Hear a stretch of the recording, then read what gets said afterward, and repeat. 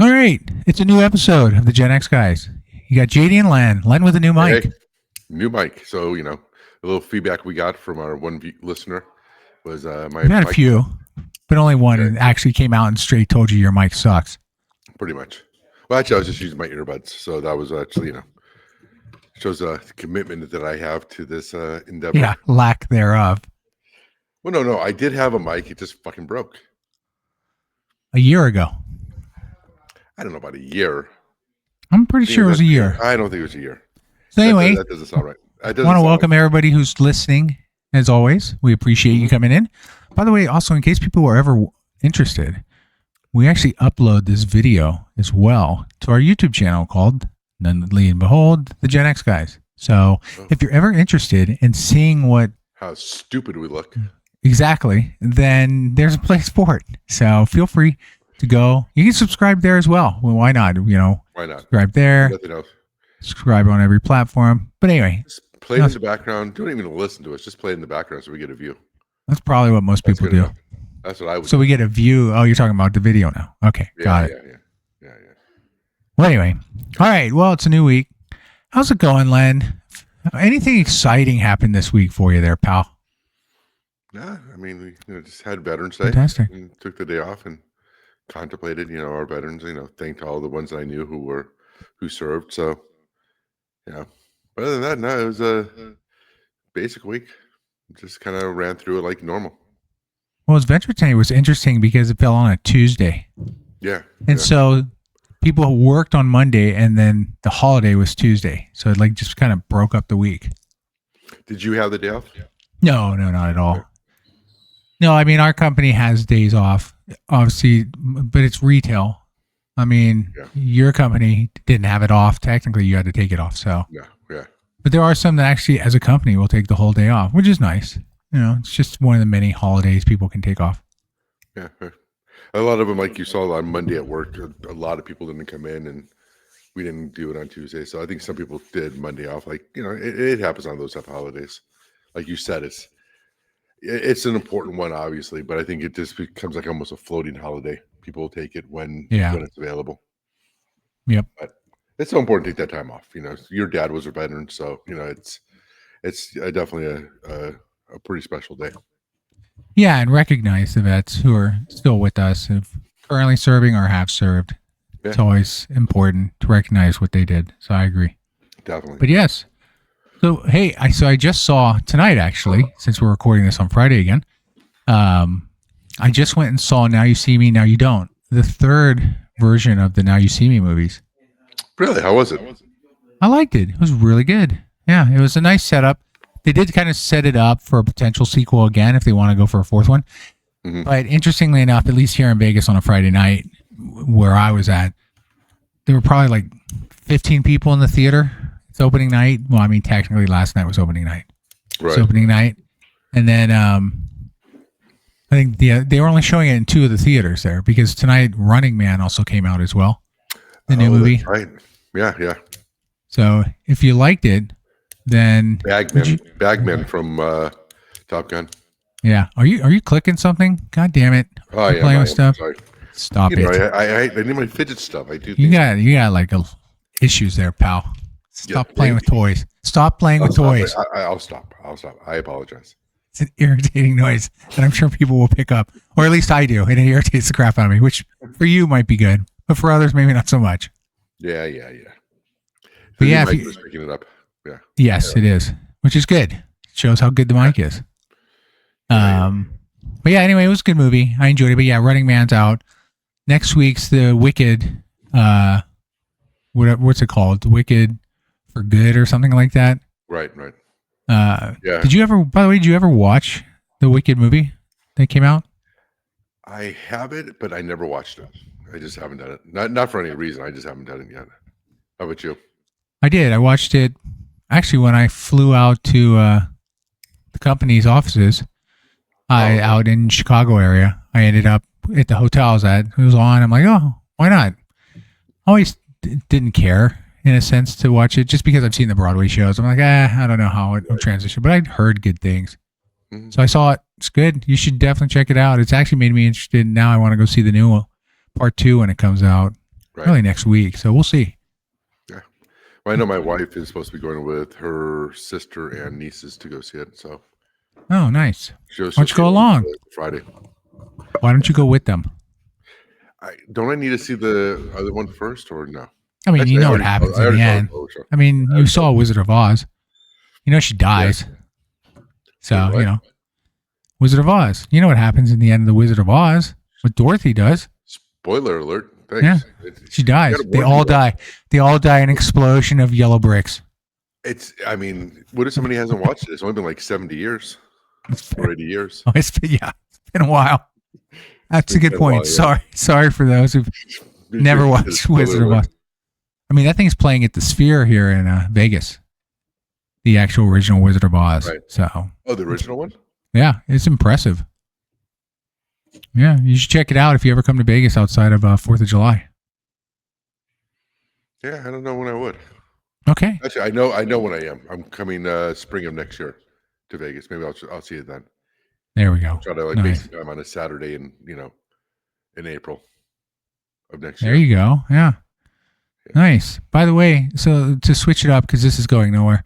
I'm not rambling. I'm trying to give you substance. You're just like, Yeah. I've been fucking good. Just go ahead. Whatever. Dick. Anyway, let's talk about K-pop world for you. We'll go into that real quick. How about that? Did you saw that K-pop Demon Hunter first song for a K-pop group ever nominated in one of the top categories for the Grammys? Yeah. Huntrix for which one is it? Golden, I think it is, right? Golden's the one that it'll be Golden. I mean, the thing is, as a K-pop fan, it's aficionado. Yeah, I'm actually wearing a. Look, there it is. Yeah. Last night, did you watch him on after? Of course I did. Of course we did. My wife and I both did. Of course. But I mean, I look at Golden as no different than like Frozen. If you look at like the people that really got into it were a lot of younger kids. You know, not saying a lot of adults got into it. No, I am just saying though. I mean, if you look at the popularity of it, it was really a big hit with younger kids. So, you know, it became the new Frozen, which is fine. I mean, for me as a K-pop fan, if you can, bring in new listeners and expand the reach of it, it's a good thing. So but yeah, and then last night, like you said, you had the group aespa, which is one of our favorite groups on the Amazon Music. Even though I thought the production sucked, and not being biased because they're Amazon and I work for Walmart, but they just did a lot of things. Like the camera work was questionable. There's also, you'd have to see the video or the normal choreography, but there's like the last song that they did called Whiplash, there's a certain part of the song where they do this special choreography thing, and it's one that everybody kind of waits for. It's just like, like one of those peak choreo type moments for them. And they ended up flashing it to somebody in the crowd, just some basic white guy in the crowd, like right when they were about to show it.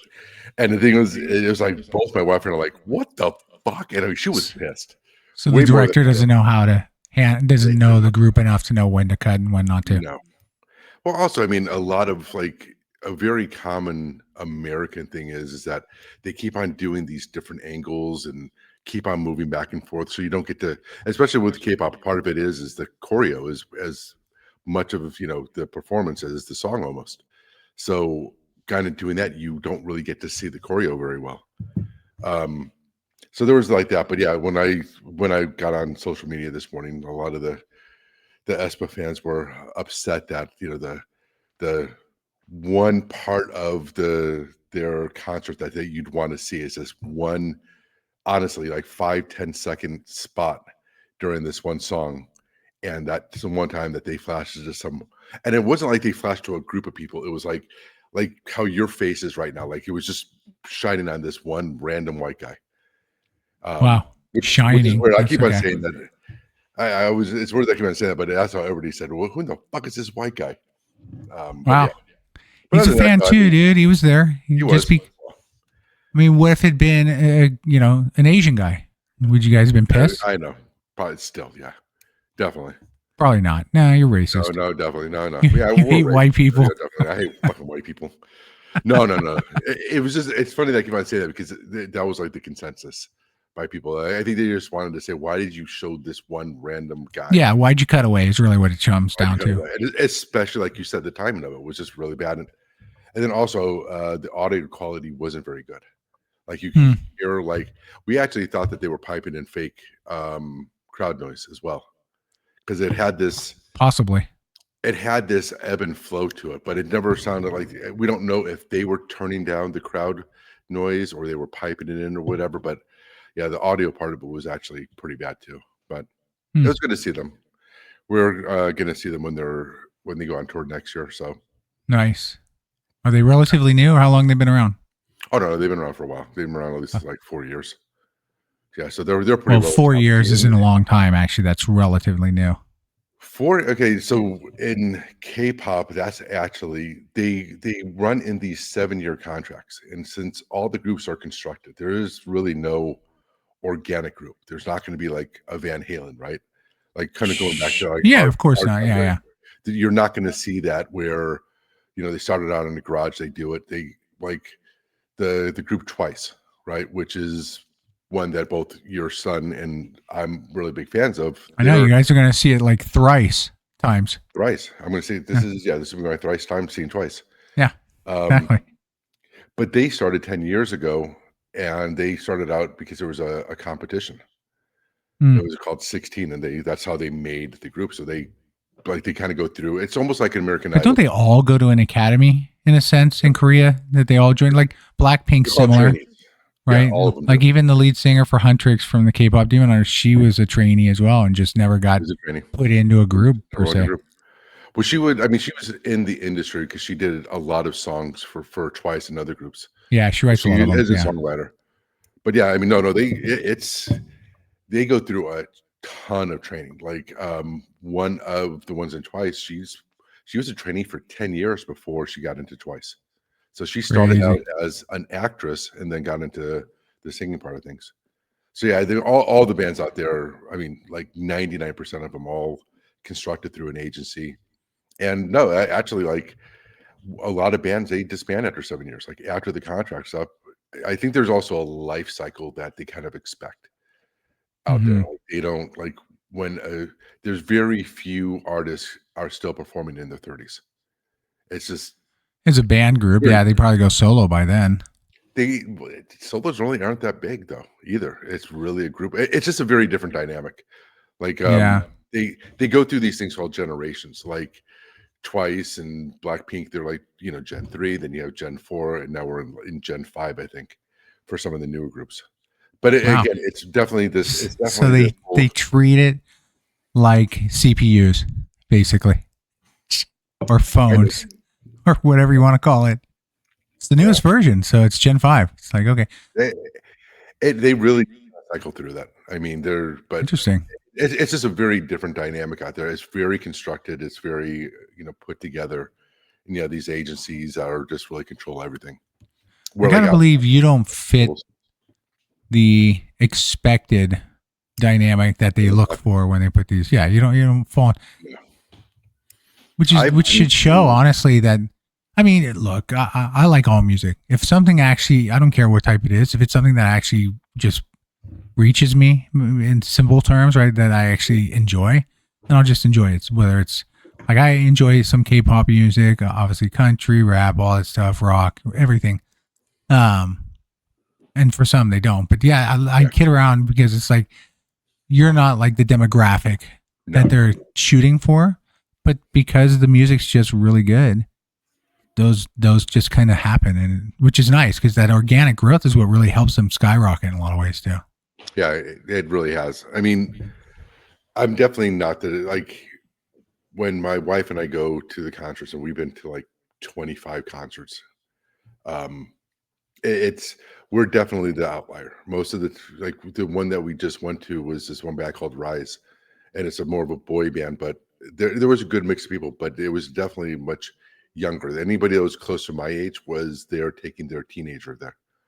So, yeah, we're definitely not the demographic. The one thing is that like the first one we went to, I was really self-conscious. I Oh, was you like just really could like feel like, wow, I'm really old around these people. just the general thing. It's like, there's always that look, I mean, I'm not saying I don't find them attractive, but I'm there. I do actually listen to the music. I like pop music Yeah, yeah. It's the music itself. over Yeah, yeah, and then you have the other aspects of it. It's entertainment overall. Like I always kind of say this, like my brother-in-law is a drummer and he's from the 80s. So when he goes to see a band or a concert, he's watching the drummer, he's watching the bass player, he's listening to it as a musician. I'm not like that. I'm there more for the entertainment and the energy, the vibe, or whatever you want to call it. right. So, but yeah, I mean, like when I first went there, it like you said, you feel self-conscious, especially being a middle-aged white guy, at a K-pop concert. But Yeah, quite honestly, I never felt like anybody was judging or anything like that. So like even after the first one, I felt really like it was no big deal. I mean, everybody there is kind of focusing on their own thing. dude, it's the music brings you together. That's what Bill and Ted's primary story was about. The music will bring us all together. Yeah, and I guess Perfect song. At a certain point, I also just didn't care anymore. It's like going to No, nor should you. Yeah, no, I get what you're saying. Yeah, like that self consciousness, like, wow, do I fit in with the crowd type thing, or do I stick out within the crowd more specifically? Like, it just seems a little odd. Or for you feel that way. I get it. I just feel that's just me being self-conscious, just is I'm sure there are people that do judge, but overall, like even when I've interacted with people in line or whatever, it's always like they'll just ask me a question like, "Oh, is this a line for merchandise?" Or Yep. like just a basic question. But overall, I haven't had any reason to feel that way. So if you are listening and you are somebody like our age, like in 40s or 50s, and you were interested in going, I would say definitely go to one. I think the one thing is thinking back at like when we used to go see, the bands in the 80s. It's like who put on a good show, and I kind of think back at some of the bands were kind of just out there playing, which is like I said for especially someone like my brother-in-law, that's what they like. But it's like you see a band like Bon Jovi or something, and they really put on an act. Or even like like how some people like I'm not really the big David Lee Roth fan for Van Halen, but again people remember the show that he put on because he was a showman. Yep. So, but yeah, I would know say you're a Van Hagar fan. You're a Van Hagar fan. I've always I was definitely a Van Hagar fan. Yeah, I liked him as two different groups, but it's interesting because we talk about K-pop. Let's talk about Blackpink because they're the most popular. Second most, group. yeah. They are the most popular worldwide right now, but BTS is bigger. Well, BTS is coming back. Yes, they're coming back, but I mean, but for now, Blackpink has been in absence of them, right? Yeah, okay. Well, but what I'm getting to is less about just the group as a whole, but as individuals. As individuals, they have done really well, like solo albums themselves. Like you don't see a lot of Korean groups split off where every single member. And granted, Blackpink only has 4, where Twice has like, 7 or 8? If I remember seeing something like that. 9? Okay, so 9. But you don't see a group of that scale, like generally break off in all individual projects and do well. Blackpink has. And so that brings the concept of supergroups. Like BTS has never broken off to do their own thing. Oh, no, they have. You just don't know about it. So then it didn't get enough mainstream. Their individual stuff is actually bigger than Blackpink's. Like no, how so? I guess how you did look at it. You talk about it from a Spotify playlist. Like look at the different dynamics they use, but right? Also a lot of the individual members of BTS have actually done their own solo tours. So yeah, they are bigger. Yeah, as much well, as I'll just believe you because I don't care enough to check. But if I were to check, I'm sure you're wrong.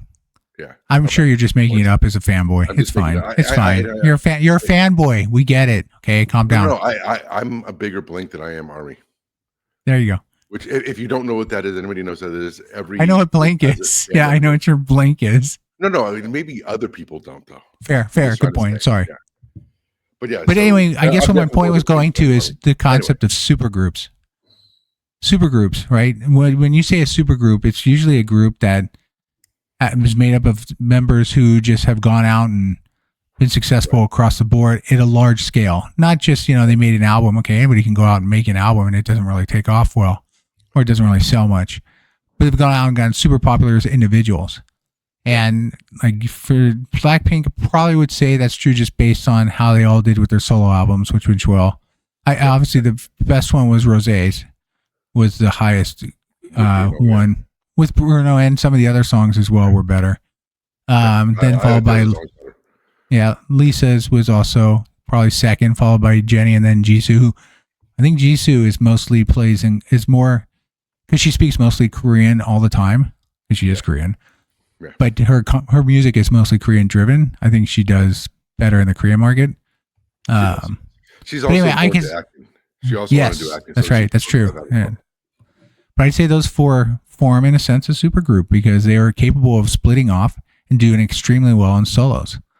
Now, the other group I think of, this is why I'm tying it back. So from a Gen X perspective, I think of New Edition, band group from the 80s. Yep. They broke off in the late 80s after Bobby Brown had already left them, but before they broke. Yeah, he left them. He was super popular.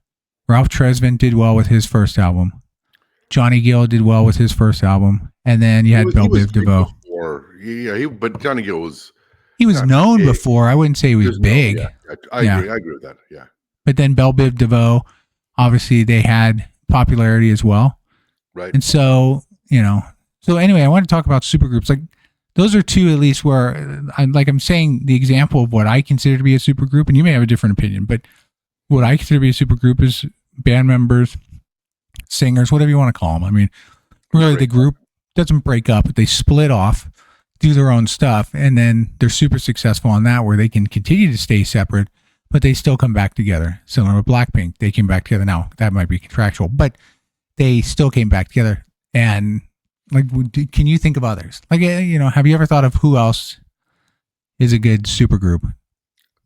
I think when you look at like a New Edition, I think you can look at people who broke off and maybe like, if you look like, it's easy to know like those individuals that broke off, but yeah, with a group, it's like, you can look like something like the Jackson 5. Each of the individual ones kind of had a little bit of success, but Michael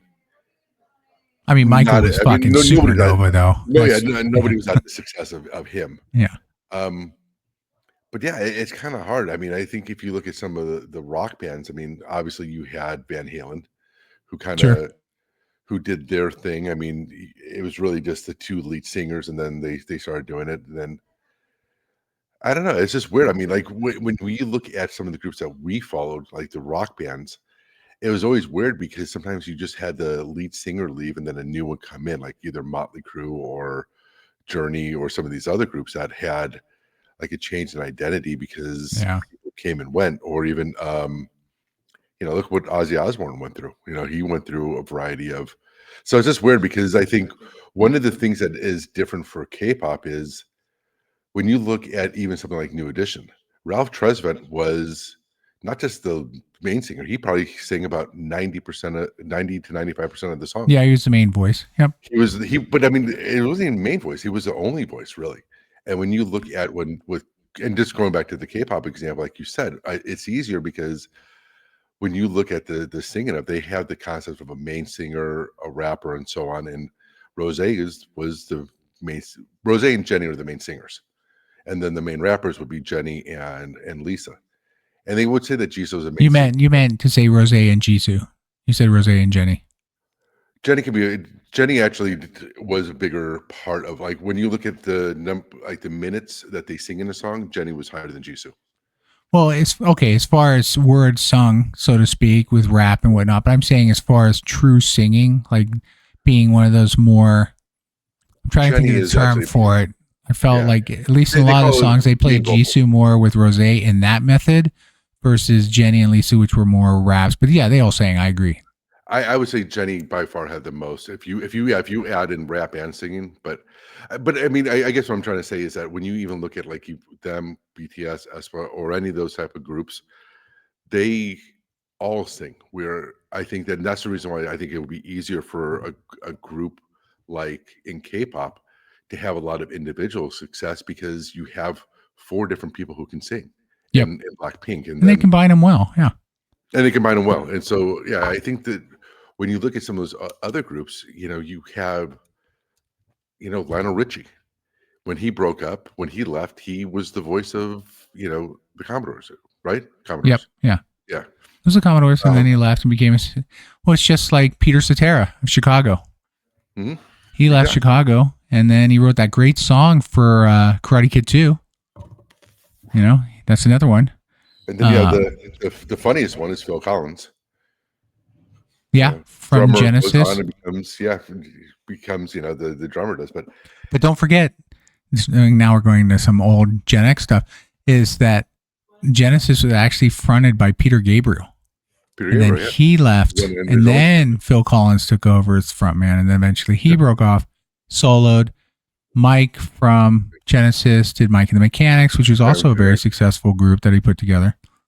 Yeah, so I guess Genesis was a super group, easily. Yeah, I would say so too. Yeah, they were successful in their own forgot about endeavors. Mike and the Mechanics, yeah.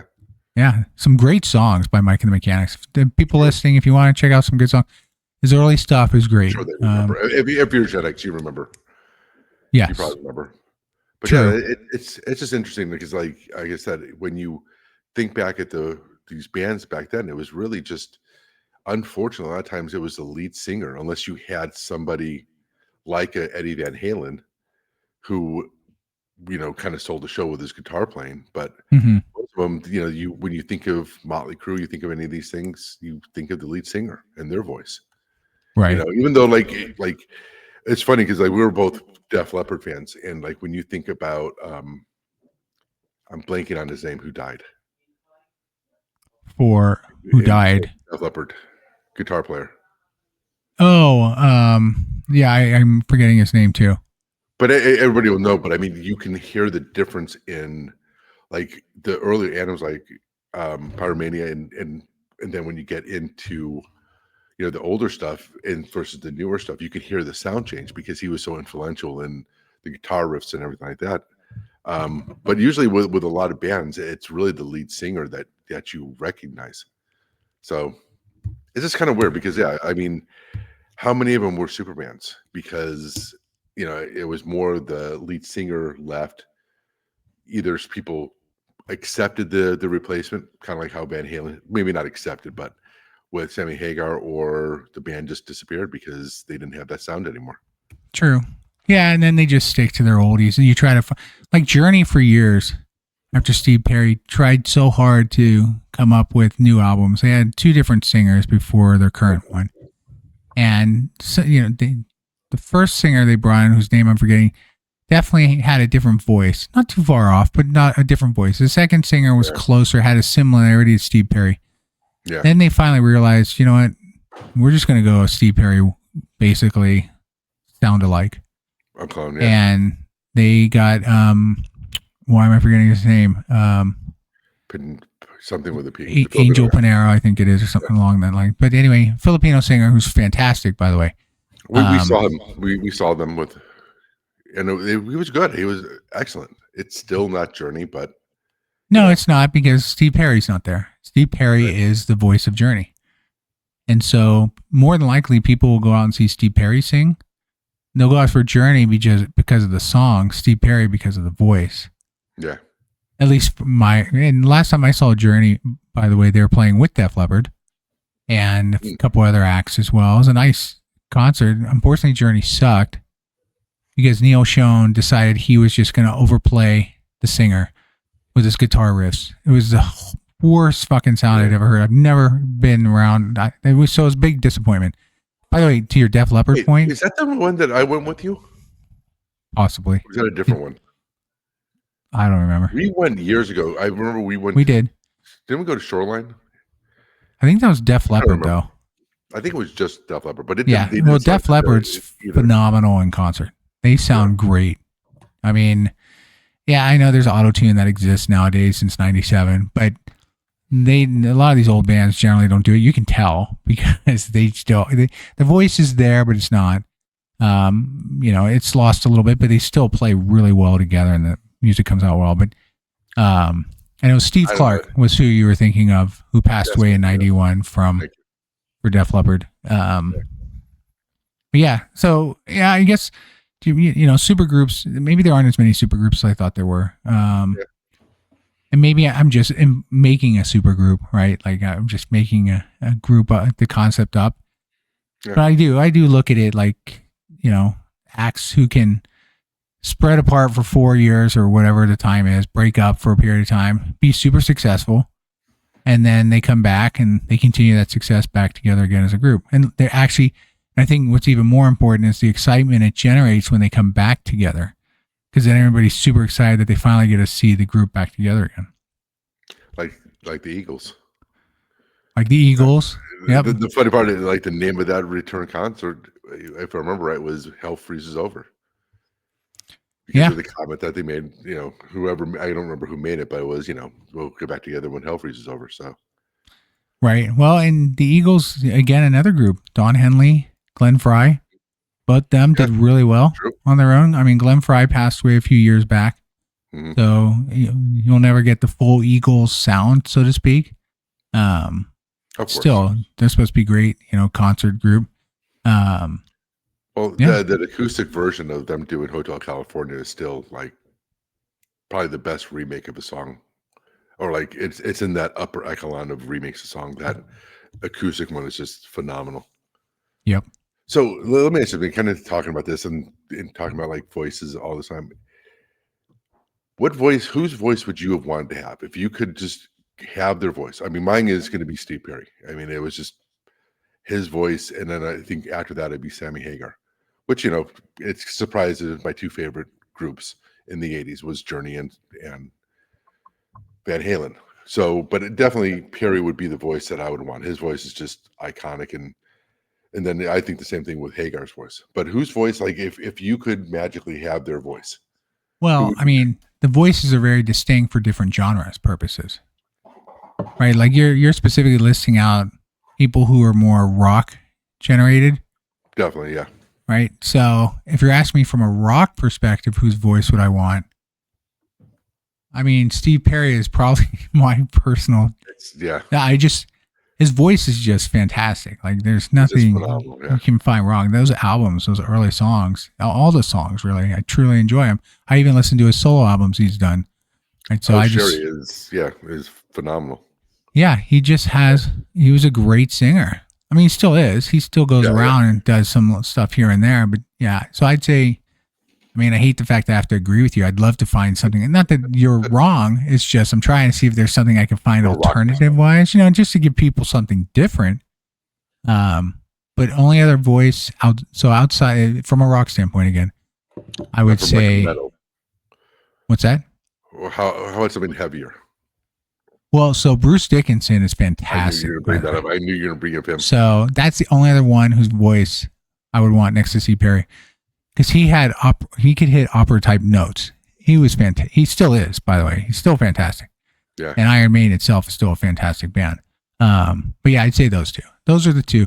Now, outside of rock, are there any other types of genre voices you think of? Like, I'll start this one. So from my perspective, the Croner type voice, like Dean Martin music, is fantastic. I love that stuff. And the way he sang was just, he didn't go high notes and those sort of things, but his tune and the way the melody went together was really good. So I really liked his voice and his music. And then you'll laugh, but in honesty, and this is probably because of my mom's influence, Barry Manilow is a fantastic singer. Yeah. So I don't disagree with that. I wouldn't disagree with that. I would say, like, if you're going back, I would say Sam Cooke is just one of my favorite voices of all time. Yeah. And like you said with the crooner, because he has that voice that just, it's almost like he's talking rather than singing. His voice just came out so, like, natural's not even the right word. It was just, or smooth. His type of voice is hard to explain. Tend to listen to a lot of that older music from the 50s and 40s.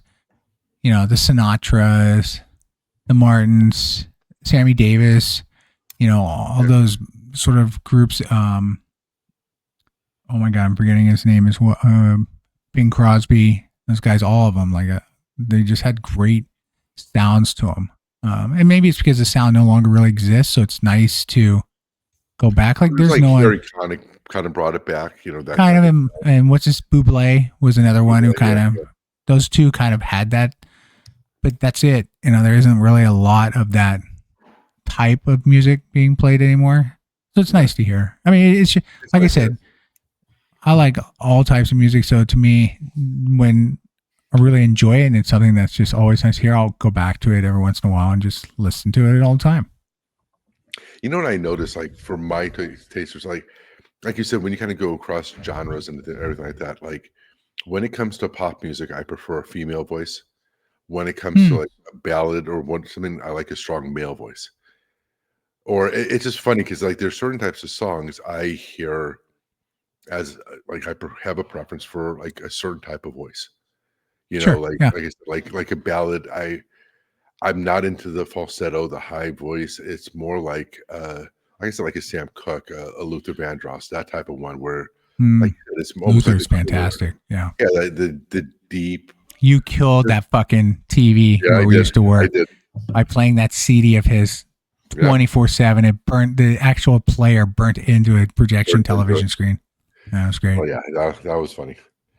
But yeah, I mean, it's also because I've noticed that, especially like when it comes to some of the groups that I listen to in K-pop, it's if it's more the upbeat music, like the workout music that I listen to is almost purely female voices. Do you break into dance for the K-pop music? Like, do you do the choreography while you're working out? I try not to. Do you want to though? Deep in your mind, like, here's that part in the song where they do this. I have done like 20 to 30% of a certain move. I always wish that I could dance. That is like one thing that I wish that as being younger that I would have. Yeah, that's a good point. Yeah. I really, and like my wife's into dancing, you know, so, but yeah, it was just something that I never, and it was never a matter of like, oh, I didn't feel manly. Did you say your wife is on a dance team or was it in a dance team? No, into the dancing part of it, especially. Oh, okay. The dance and the choreo. But yeah, it was always something that I wish I was good at. But I think that there's a comfort level that you have to have, and it has to just be something that kind of you've done for a while, and it just comes out naturally. And you know, it's not something I would be against learning how to do, but it's just one of those things where I always wish I can dance. Yeah. So, well, you could have. It's called practice. It is. But I think I was just too self-conscious. Probably. Yeah. Well, yeah. I mean, if you can't dance, then you don't want to be the fool out there. But it's like, well, be the fool. You have to be the fool sometime. Yeah. You can't care what other people think. You are who you are. And just do what you want. Do what you do. Do what I want to do. Exactly. Yeah. Be you. Yeah, that's going to be in trouble more often than not. But yeah. That's very true. So switching up a bit, I read a recent story from Bloomberg. And they were stating about how, you know, the boomers, the baby boomers specifically, because people use boomer term incorrectly all the time, but baby boomers are basically hanging on longer in their roles at companies, as CEOs, as leaders, and just working longer because they just don't, I mean, to be honest with you, it's not a lot to do if you're not working. If you want to keep yourself busy, that's how a lot of them stay around longer. Is you got to keep your mind busy.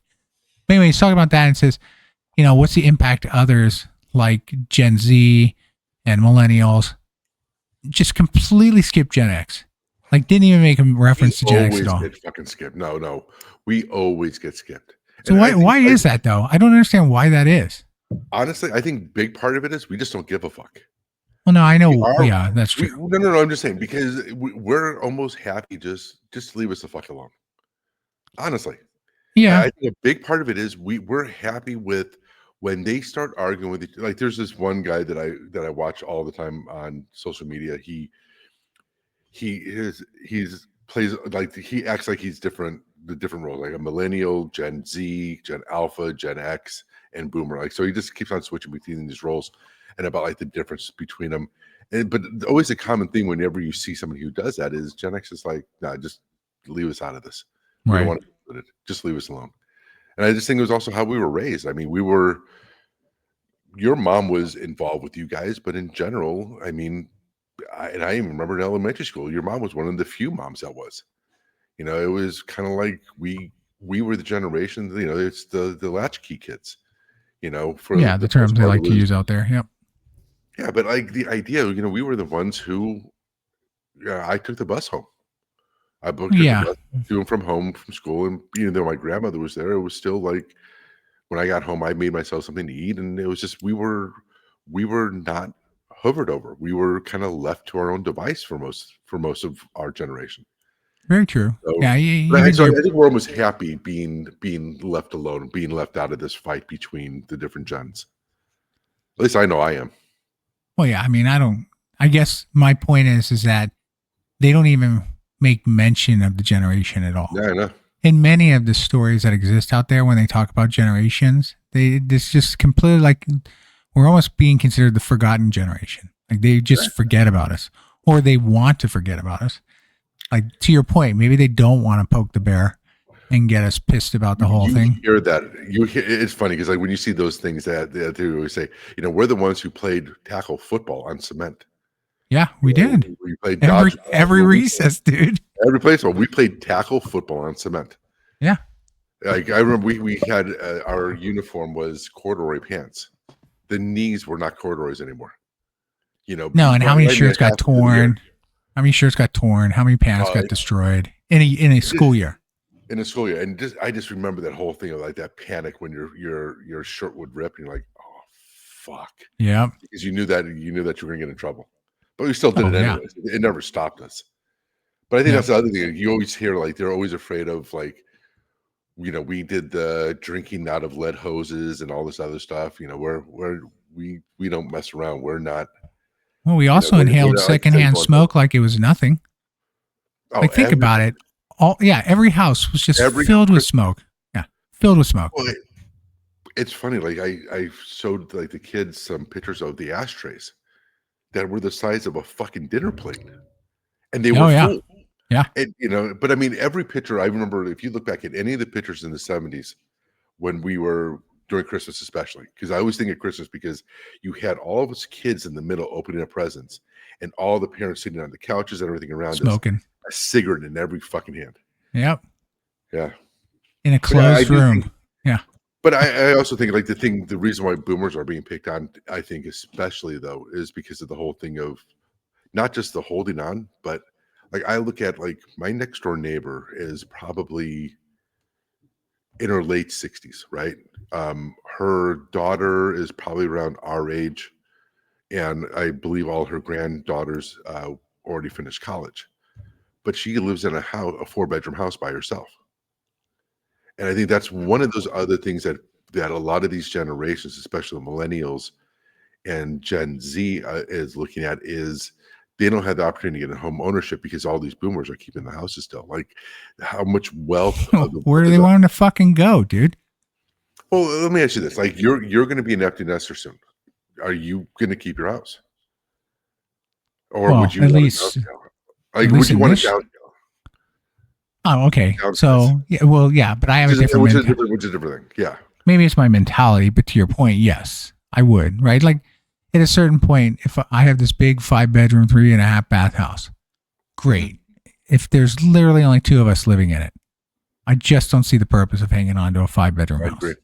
Granted, people could come visit, but they're not going to visit me monthly. If they're visiting me monthly, then sure, keeping it makes sense. But if it's like holiday season, which basically means Thanksgiving and or Christmas, because they're probably not going to do both, then chances of them coming out very often are slim. And so, yeah, would I slim down the house? Probably, because I don't need this much space. The other problem is when you have a big house like this, you fill it with shit. Look at the shit behind you. It's not shit. This is great stuff. But true. Outside of this fantastic items that I have behind me, but no, the point is yes. I mean, I fill it with stuff that to make up the space. Right. And because I have the space, I'm like, oh, I can get this. And then if I downsize, I'm like, holy shit, I can't keep half this stuff. So, and for some, I mean, look, for like your neighbor or boomers who've lived a long life and they've had their family with them and they always have visitors and parties and whatnot. It's more about that's their life. That's their connection. And so they don't want to move out. And I honestly, mean, I most get it. families back in that generation and prior don't move out of homes. No. They don't, because it's generation. They keep their homes, and ideally they pass it on to the next generation of their family. It's like something you would move on from. But Right. not all did it, but I'd say the bulk of them do. And so that's why. And look, people bitching about, oh, I can't move. Why? Because you can't move into the hate district, or you can't move into fucking Russian Hill on, or Nob Hill specifically in San Francisco. Oh, I'm sorry, you can't move there. There's another fucking house. Go find it. That's just when they're getting very specific and snobbish about the whole thing. I don't give a shit. That's one thing that I think people lose in perspective. It's we have a finite. Everybody wants the American dream, right? Everybody wants the house with the land and everything, the 2-car garage, this much space. Everybody wants that. But I mean, there's just not enough land where you want to live to be able to accommodate everybody. There's just Correct. not. And they want specific locations. And unfortunately, to your point, there's just not a lot of opportunity. And if there is, it's a bidding war. Well, and what's crazy is, and this is going to come out wrong, and some people could take this wrong, and it's what it is. I'll take it wrong. Don't worry. Let's go. Look at San Francisco. Either you have to be impoverished or wealthy to live in San Francisco, because either you're going to qualify for low income housing, or you have to spend $5 million. And it's one of those things where it's like, okay, well, I don't want to commute. I had to move out of San Francisco, out of the peninsula, to be able to get a house. So somehow you have a majority of the people in the middle who are the ones that get kind of screwed. And again, I'm not saying, the poor people should be out, because then it would only be rich people. I'm not saying that. I'm just kind of saying there's this dynamic that happens when you have, especially like for San Francisco, you have the peninsula, but even if you look at other areas of the country that have, like Houston, when you start to get urban sprawl, it's just one of those things where everybody wants it, but I mean, it's just, can areas sustain it? And, well, this is where the 50-year mortgage offering that they're talking about, it's going to make a huge difference. The problem with that is that's just one of the ones. If you don't know how to manage your finances, you're never going to own your house. I mean, 50 years. So to your point about those, like San Francisco, if they can't afford a 30-year mortgage with the payments, if you spread it out almost double that lifetime, then you would split more. But the problem is to your point, like, you're still going to be just getting by, most likely, because now it's just maybe fitting into your window, and that's still pushing yourself too tight. If there's not the houses available, then what's going to happen? More bidding wars. I think the thing that people don't think about is, and it's the not in my backyard thing, is we in some of these urban settings, we need to go up more than we can spread out, because look, there's just not enough fucking houses, or you have to live an hour away from where you want to work. Or but you're talking about building up condos. That's not houses. Housing, yes, but that's not a house. That's not a standalone house that sits on its own lot. That's fine. You're right. Nomenclature was wrong. I meant housing, not houses. I didn't mean housing. But yeah, that's the alternative. I mean, the idea is that if you're going to have this many people in this area, we are still sticking to an infrastructure that we came up with in the 1950s. The suburbs. The idea of, you have a tract housing, plot of land. I mean, look at where you're from, Daly City. If you do that aerial view of Daly City, that it looks like a video game, because all the houses look identical from the top. Like your house that you grew up, because your dad extended it, looks a little different, but still, they all look like the Dolger Home Builders. There you go. Exactly. They all look exactly the fucking same. But again, the thing is, if you can only put X amount of houses in these areas, there's only so much. But when you have 5 times the people want to live in that space, you can't. It's just a paradox that if we don't solve for housing, I mean, nobody wants to live. But then again, then you can't really do these houses, because then our streets can't handle the additional cars in that area, right? And then we don't have the transit to be able to tell people, look, you don't need a car.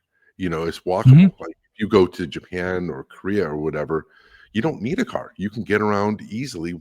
Public transportation, you can get everywhere with public transportation. But Yeah, I think I think in the U.S. one of the big problems for the whole, and I don't like the idea of a 50-year mortgage because I think it's going to make It's not going to happen. houses more. Well, it's going to make houses more expensive. It's going to be like the idea of dropping interest rates. The easier it is to get into homes without increasing the home supply, it just means the prices of homes are going to skyrocket. Of course. I think Trump wants to do it to try to prop up the economy. That's Yes. why he wants it. Is he wants to? He's okay with inflation because he doesn't want a stagnant economy. Correct. But well, yeah, he's okay with inflation to a degree, because then the backlash he gets when the prices are ridiculously high for everything, then it's a double-edged sword. So you gotta, it's a balancing act. Yeah, it's a balancing act. You gotta scale it right, which there is no proper way. It's always going to be a problem one way or the other. But this actually, to your point, like, yeah, you have to build up, especially in San Francisco. There is no more land. San Francisco itself is done. There hasn't been any more land for decades. Yeah. So there is no land. The only way to build is up, which means if you want an actual house in San Francisco, not going to happen. First off, good luck. I mean, there actually are a lot of houses up for sale right now. There are in San Francisco, but the point is, yeah. Well, yeah. I mean, they're starting off at $1 million for most of them. Maybe you get lucky and there's one for 900,000. But really, it's they're all going to be high.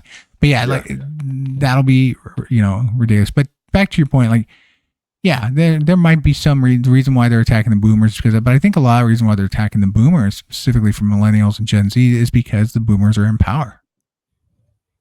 Think about the generations currently running Congress and the House, or the House and Senate, and of course the White House itself. It's a great example. Look at the last 7 presidents, really. 6 presidents. Bush, Clinton's a boomer. Bush, Obama, Biden. Need to start a third party and have you run for president. There you go. I like that. I agree. I already have a plan for a third party, and I'm happy to tell you all about it. But we don't have enough time for that right now. Yeah, you have 8 minutes. Go. Yeah, no, we don't need to. But I actually, yes, there needs to be a third party. But that's for totally different reasons than because of the boomers themselves. But the funny thing is those who get bitter about the boomers in those generations still vote for them. I totally agree. So it's like, you want to complain about it, but you guys caved and voted for Biden and then for Trump. Because there's no alternative. Everybody did it. Yeah. There's an alternative. You can vote for whoever the fuck you want to vote for. No, I'm saying they can't figure out an alternative. I know there's alternatives, but yes. Well, they don't, because I mean, if you want to talk about the voting side of things, of that side, not running companies but running the country, they cave every time they do. They're like my biggest argument against term limits is I think it shows a fundamental breakdown in democracy. You don't have to vote for them. You don't if. Yeah, but dude, we've talked about this. This is where you're missing the point. The founding fathers knew that there would be a chance that over time, this is why they wanted term limits, is because they knew, and this comes back to even the founding of the country itself, of why the Electoral College exists. They knew full well the populist majority could eventually take over and just constantly vote on the populace instead of taking into account all the represented states. So, and that's the thing. I think I'm not really against like what you said, that idea. I think how most people present the idea of term limits is what I disagree with. With what you're saying, I agree with. But most people say term limits because we got to get them out of there. And I'm like, that's wrong. No, I agree. And I think that's the problem I had for yours. I totally agree with, and that's why I'm against the reason why most people say we need 100%. Yeah, it's just like the Democrats wanted to expand the Supreme Court from 7 to 9. Stupid. Because they don't have the more Republican selected judicial members than there are Democrat. The other way around, and Republicans would have said the same thing in Democrats. Yeah, it's the same response. Yeah, same response. It's because they've had that every time. Every time, like there's when you had the need for a Supreme Court replacement, like in the final few months, it's like both sides are arguing that this president, the other president, or the other party's president shouldn't be able to do that. And then when it's their turn, then they change completely.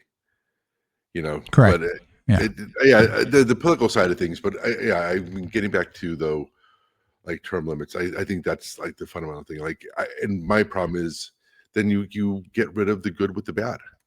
It's like there are people that are still competent. Like, even though I don't agree with them, and I've said this multiple times, like I think there is a need for somebody like Bernie Sanders.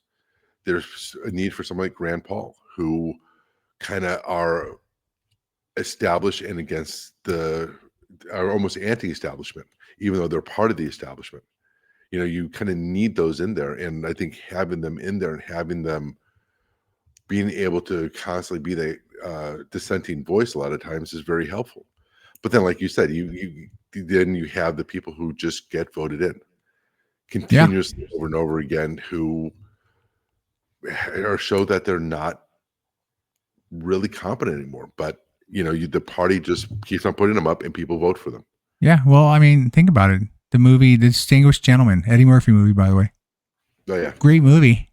The basis of the movie was this con man wants to figure out the best con is to go to Congress, where because they get paid by lobbyists and others, he's trying to get in. Well, the current incumbent for Congress dies, but he has the same last name as the current incumbent, and there's an election coming up. So he just basically runs, never shows his face, nothing. They never see him. He just keeps saying, you know, vote the name you know. And that was it. And he got elected. And then when he came out, and they're like, all of a sudden it's Eddie Murphy showing up, and they're like, well, who the hell is this? But, you know, that's the whole joke, is that's how he got in. But the reality is a lot of people go and just vote based on a name they know. They don't have a clue 100%. If they're still any good for them, or if they've done anything for them of value that's made, you know, their district better or their state better or whatever it is. Right.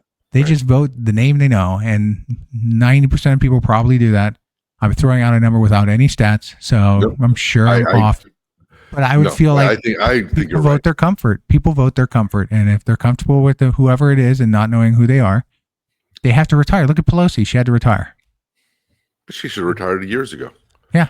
She's retiring. So should McConnell. So should a lot of them. But I mean, and the thing is, people will say, oh, that just shows that we have to have term limits. I'm like, no, I understand. And again, I understand the reasoning that you're saying that. I'm not disagreeing with that part of it. I'm disagreeing with the fact that you don't see the fundamental major issue in that. If you're saying that we need this, then who are people voting for? They're not voting for, I believe in this person. You're voting for, oh, I'm Democrat, I got to vote this way. Who did the party put in front of me? I got to create the blue wave. Yep. Right, because if you don't, because here's what's going to happen. If you don't have the term limit, right? If you have the term limit, you don't have the familiar name, you're just going to say, oh, well, who's the Democrat nominee? That's what I'm going to vote for. Who's a Republican? Oh, that's what I'm voting for. So the thing is, the reason why I see it as, I don't see it as fixing anything, because you still have that issue, because you're voting for a Democrat. You're not voting for a person. You're voting for a party. You're voting for a Republican. I'm voting red, right? And then the issue comes is that what's going to change? You think any of those people actually really have their own voice? Like I said, there's a very few. There's a Sanders, there's a Paul on the conservative side who kind of have their own voices, who don't toe the party line. But fine, you have a term limit. Nancy Pelosi's gone, but the next person coming in is going to sound just like her. He's going to say the same things and follow the same stuff for the most part. Yep. Unless you get somebody like an AOC, some progressive or something in certain areas. But exactly. It's also why I think like why we get overlooked is because Gen X are saying, fuck it. We don't care. I mean, Gen X is starting to lead in the percentages as far as members in Congress, so to speak. But yeah, starting to. It is what it is. Well, anyway, that was a great rant. It was I'm glad. A lot of good rants. Yeah, you know, as always. Well, you know what? This has been yet another great show, hopefully, for those listening. Once again, we appreciate everybody listening. You can follow us on iHeart, Spotify, and all the podcasting platforms that play the shows everywhere. And just a reminder, we are on YouTube. So if you want to, subscribe and like our channel, the Gen X Guys on YouTube, you'll be able to see us basically doing this exact thing, just talking and the full video of the experience. So yeah. See how stupid we look when we're saying it. Exactly. And you can see my background. Or show what fidget things I'm working on. Yeah, and see what stupid stuff you're playing with all the time. Yeah. Yeah, Exactly. Diana's out. Shit. Everybody have a great week. Thanks for listening, and we'll be back next week. See ya.